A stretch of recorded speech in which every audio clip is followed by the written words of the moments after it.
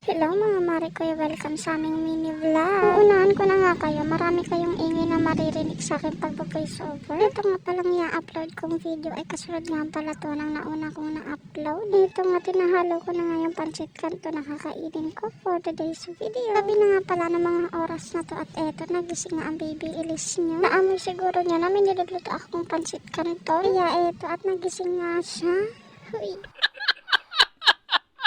Kaso pagising nga niya, naubos ko na yung pancit canton kaya wala na siyang naabutan. Ito nga, ready na nga yung susuotin ng pamalit na damit kaso ayaw niya pang magpabihis. Medyo tinutoyo-toyo nga kasi nabitin nga sa tulog. Kaya etong mari niya ay todo suyo nga para nga mabihisan ko na. Kaso hindi ko talaga siya masuyo kaya hinayaan ko na nga lang munang mag-tablet. Maya rin nauto ko na rin siya kaya eto bibihisan ko na nga bago pa magbago ang kanyang isip.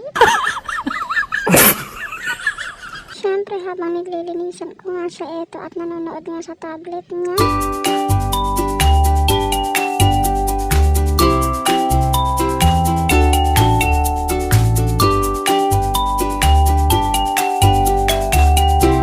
Fast forward nga, kinabukasan na nga pala to at hapon na nga to. Punta nga kami dito sa shop sa papa niya at sakto may kainan. O diba, nalibre pa nga ng merienda ang mga person.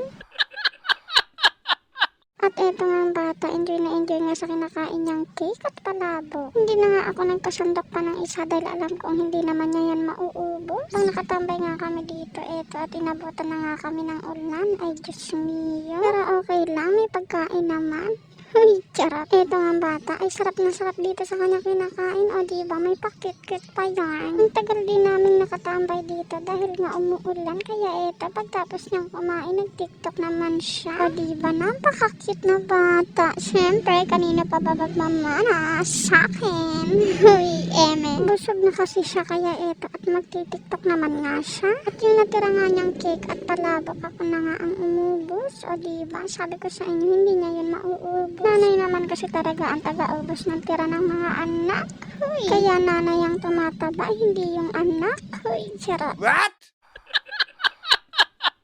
Kita nyo naman at bilog na nga itong aking pagmumukha. Ito nga ang papa namin at tambay dahil wala ngang gawa at maulan pa. Ay grabe ba. Siyempre busog na ang bata kaya naman ito nananahimik na nga siya.